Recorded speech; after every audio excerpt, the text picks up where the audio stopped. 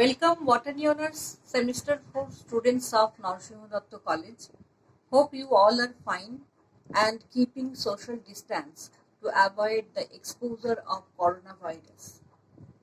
In our previous study, I discussed about different levels of biodiversity. Its PDF file was uploaded in the college portal. Please follow it. If there is any confusion, please inform. Today's topic is under the conservation of biodiversity, that is Biodiversity Hotspot, its criteria and Indian hotspots. Actually, biodiversity is the diversification or variety of different life forms like species, gene and ecosystem in a particular space and time. The more the diversification level, the more the stability of the ecosystem. However, biodiversity is often subjected to different kinds of disturbance either by anthropogenic or human activity or by natural disaster. In this context, there comes the term biodiversity hotspot, which was coined by Norman Mayer in 1988. He was a British ecologist. Biodiversity hotspots are actually biogeographic regions characterized both by exceptional level of plant endemism and by serious level of habitat loss. Here I have to explain endemic species.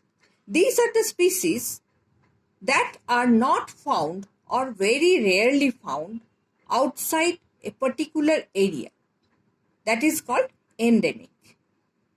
There are 34 areas all over the world which are qualified as biodiversity hotspots.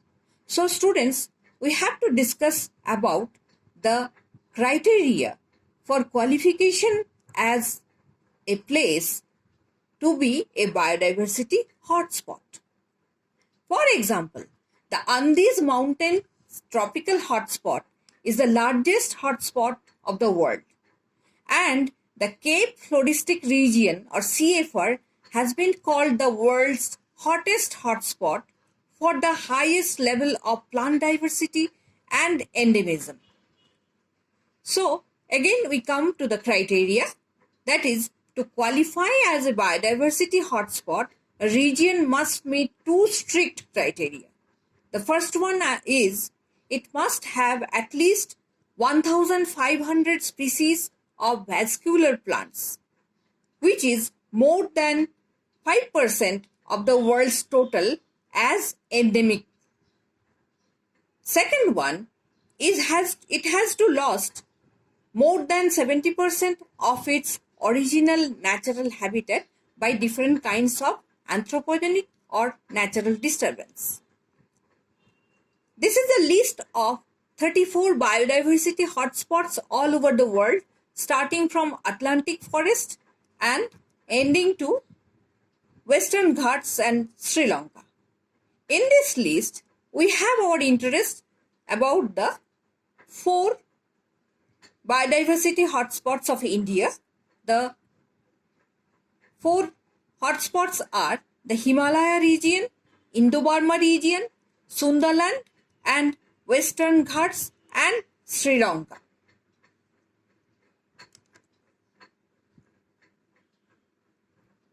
Now I come to the biodiversity hotspots in India. The first one is Himalaya. It includes the entire Himalayan region, and that is extended also in Pakistan, Nepal, Tibet, Bhutan, China and Myanmar.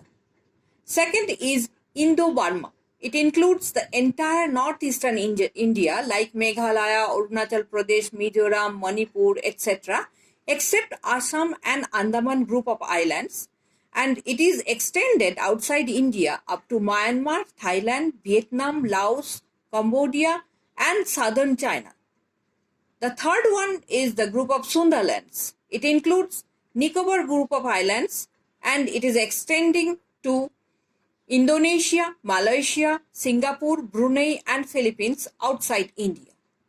Fourth is Western Ghats and Sri Lanka. It includes entire Western Ghat hill series in the states of Maharashtra, Tamil Nadu, Karnataka and Kerala of India and parts of Sri Lanka.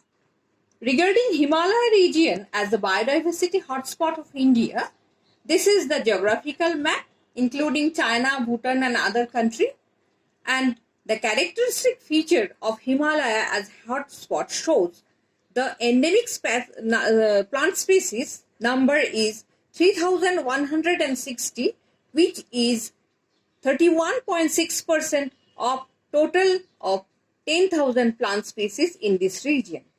And we find no extinct plant species since 1500 AD.